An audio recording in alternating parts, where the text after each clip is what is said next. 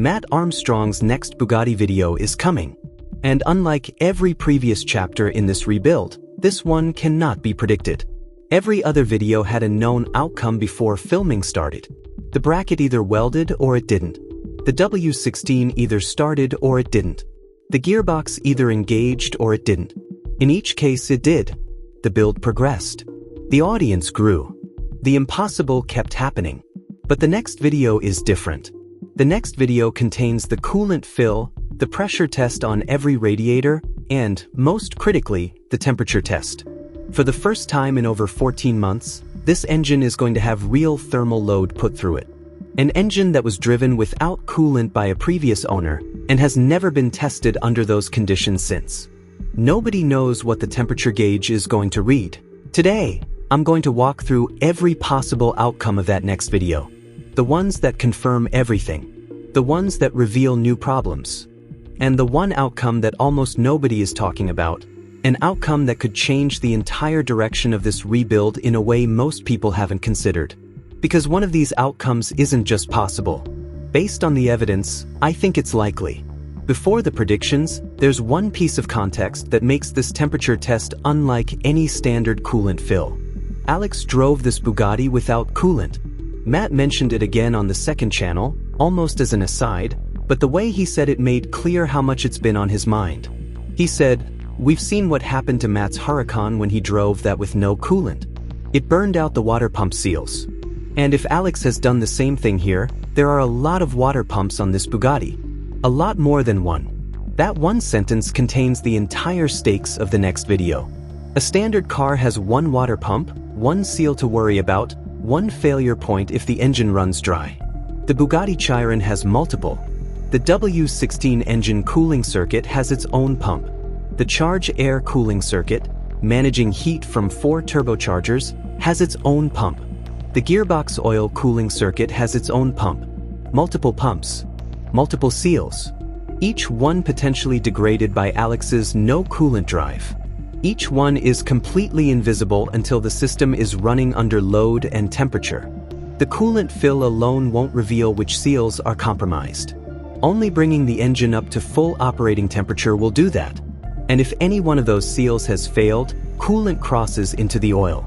The dipstick tells the story. Here are all 5 possible outcomes of Matt's next video, in order from best case to worst. Outcome 1. Everything passes. The temperature rises. Levels at 90 degrees Celsius. Holds there. Oil comes out clean. Overflow reservoir is clear. Every radiator holds pressure without losing a drop. This is the outcome that proves the rebuild. Not just started, not just running, but thermally proven. Ready for paint. Ready for IV. Ready for the road.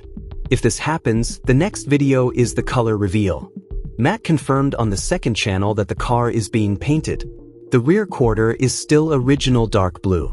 The purple and white interior doesn't match the exterior at all.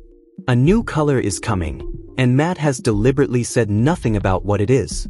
Outcome 1 ends with the temperature gauge reading exactly the right number and a tease of a color nobody has seen yet. Outcome 2, minor coolant loss. Temperature rises normally, but the level in the expansion tank drops slightly over the warm-up cycle. A small seal weeping somewhere. Not catastrophic, not engine ending, just a component that needs replacing before the car can be driven seriously. Annoying. Documented. Fixable. Still compelling video content.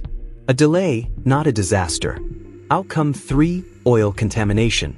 The dipstick comes out wrong. Coolant has crossed into the oil circuit. A water pump seal has failed. The engine needs to come out to replace it. Matt said it himself. There are a lot of water pumps on this Bugatti.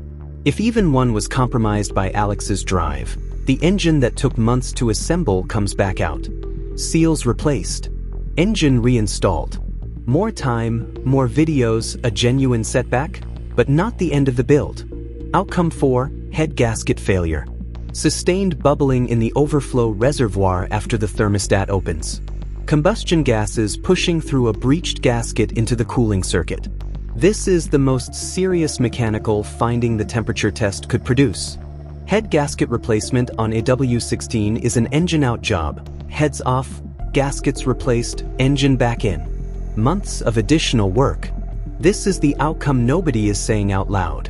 Based on the nature of Alex's no coolant drive, it cannot be ruled out. But the evidence suggests it's unlikely. More on that in a moment. Outcome 5. The temperature test doesn't happen at all. This is not a mechanical failure. This is a development in a completely different direction, and I think it deserves the most attention.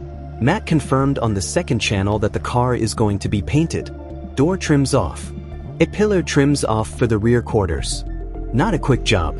But here is the detail that almost everyone skipped past. Matt also confirmed he is not reusing the standard front end. He said it clearly, then moved on quickly, almost like he didn't want to dwell on it. But he said it.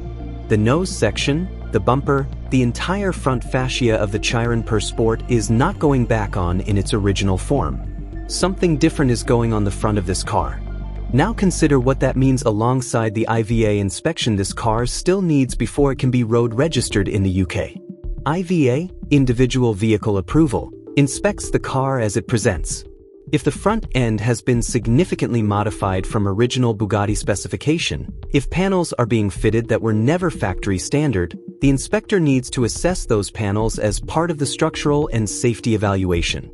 A non-standard front end on a car already navigating salvage title re-registration adds a layer of complexity that could extend the timeline considerably.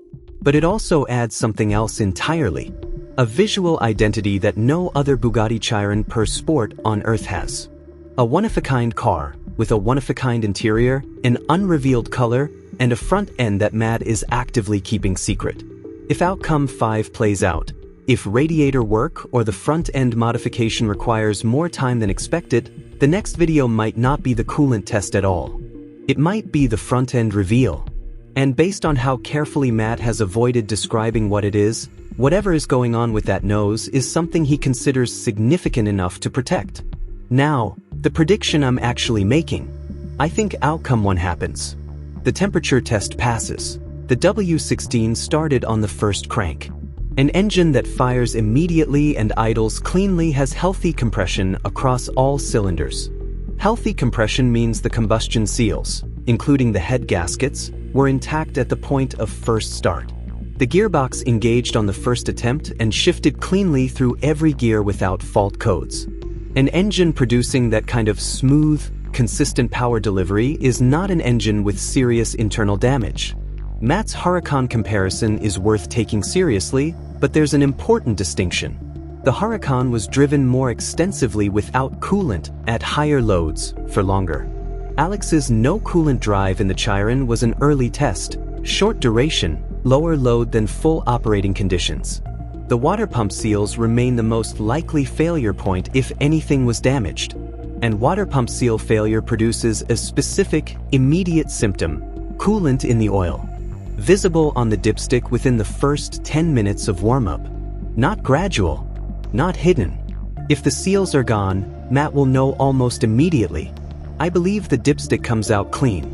I believe the temperature gauge levels at operating temperature and holds. I believe the overflow reservoir shows no bubbles. And I believe the next video after the temperature test is the color reveal, with a front end that nobody has ever seen on any Bugatti Chiron. Here is what the next video will definitely contain, regardless of which outcome plays out. Bob welding the radiator. Matt confirmed it on the second channel. Bob built the radiator. Bob is coming back to fix it. After the weld, a pressure test on every radiator simultaneously, not just the repaired one, all of them, because the transit damage that cracked one unit may have stressed others in ways that aren't yet visible. If all units hold pressure, the vacuum fill begins. 40 liters of coolant distributed across 10 radiators and multiple separate cooling circuits, with air purged from every circuit to prevent hot spots. Bob is doing this fill, not because Matt can't, but because this specific procedure on this specific engine requires the most trusted person in the room. Then the engine starts, and the temperature gauge begins its climb. Whatever that gauge shows, it will be filmed honestly, in real time, with genuine uncertainty about the outcome. No pre-confirmed results. No edited in relief. That's what this channel has always been. A genuine attempt to do something extraordinarily difficult, filmed with no guarantee it works. That quality is why the FAA president called Matt after an F1 race. It's why doing a Matt Armstrong has become a phrase people actually use. 5 outcomes. 1 temperature gauge. 40 liters of coolant. Bob is already on his way. Best case. The gauge holds, the oil runs clean, the car is proven, and something arrives at the front of this Bugatti that no factory ever built. Most likely, the temperature test passes and the transformation of this car's exterior begins. Wild card, the front end. Whatever Matt has planned for the nose of this Chiron per sport, that's the detail worth watching for. Not just in the next video, in the one after it. Subscribe. Bob is on his way. The weld takes hours.